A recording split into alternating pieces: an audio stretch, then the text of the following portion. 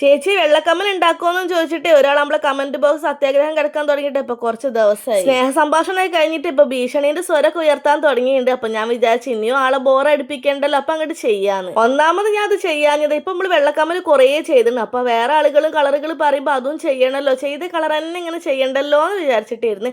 പക്ഷെ ഉണ്ടല്ലോ, ഇയാൾ നമ്മളെ വിടണ ലക്ഷണമല്ലേ. പിന്നെ കുട്ടികൾ എന്തെങ്കിലും ആഗ്രഹം പറഞ്ഞിട്ടാണെങ്കിൽ നമ്മളെ കൊണ്ട് കഴിയണതാണെങ്കിൽ ചെയ്ത് കൊടുക്കണം എന്നാണല്ലോ. അത് വിചാരിച്ചതൊരു ശീലാക്കല്ലേ കേട്ടോ. അപ്പൊ എന്നത്തെയും പോലെ തന്നെ ഷീറ്റ് എടുക്കുക, അതിലേക്ക് ഗമ്മ വെച്ച് കൊടുക്കുക, പിന്നെ നമ്മള് സ്റ്റോൺസ് ഒക്കെ അല്ലേ അങ്ങോട്ട് ചറപ്പറ ഒട്ടിച്ചു. പിന്നെ ഞാൻ ചറപ്പറ എന്ന് പറഞ്ഞു വെച്ചിട്ട് അങ്ങനെ അങ്ങോട്ട് ചറപ്പറ ആക്കരുത് കേട്ടോ, ഓരോന്നിനും ഓരോ സ്ഥാനമൊക്കെ ഉണ്ട്. പിന്നെ കാലങ്ങളായിട്ട് ഞങ്ങളെ പറ്റിച്ചുകൊണ്ടിരിക്കണ എന്റെ ബാക്ക് ഷീറ്റ് അല്ല, പറ്റിക്കണേന്ന് മുന്നേ പറഞ്ഞ വേറെ ഒന്നും കൊണ്ടല്ല, അത് ശരിക്കും ബാക്ക് ഷീറ്റ് ഒന്നല്ല, നമ്മളെ സഞ്ചി ഉണ്ടല്ലോ, തുണി സഞ്ചി, അതാണ്. അങ്ങനെ പറഞ്ഞ് നമ്മളെ കമ്മൽ ഇവിടെ റെഡി ഉണ്ട്. പിന്നെ വെള്ളക്കമ്മലാണെങ്കിൽ പിന്നെ വെള്ള ബീഡ്സ് ഇടണല്ലോ. അങ്ങനെ ഞാനുണ്ടല്ലോ വൈറ്റ് പേളൊക്കെ എടുത്തിട്ട് ഒരു ഹാങ്ങിങ്സും കൂടെ കെട്ടിക്കൊടുത്ത്. അപ്പൊ ഇതാണ് നമ്മളെ കമ്മലിന്റെ ഫൈനൽ ലുക്ക്. എങ്ങനെ ഇഷ്ടപ്പെട്ടോ? അപ്പൊ ഇതാ വെള്ളക്കമ്മൽ പറഞ്ഞിട്ടുള്ള എല്ലാവർക്കും വേണ്ടിയിട്ട് ഇത് ഡെഡിക്കേറ്റ് ചെയ്യാണ്. പിന്നെ ഒരാളെടുത്ത് പറഞ്ഞതേ, അയാൾ അത്രയ്ക്കും കമന്റ് ഇട്ടിക്കണേ. അപ്പൊ അത്രയേ ഉള്ളൂ.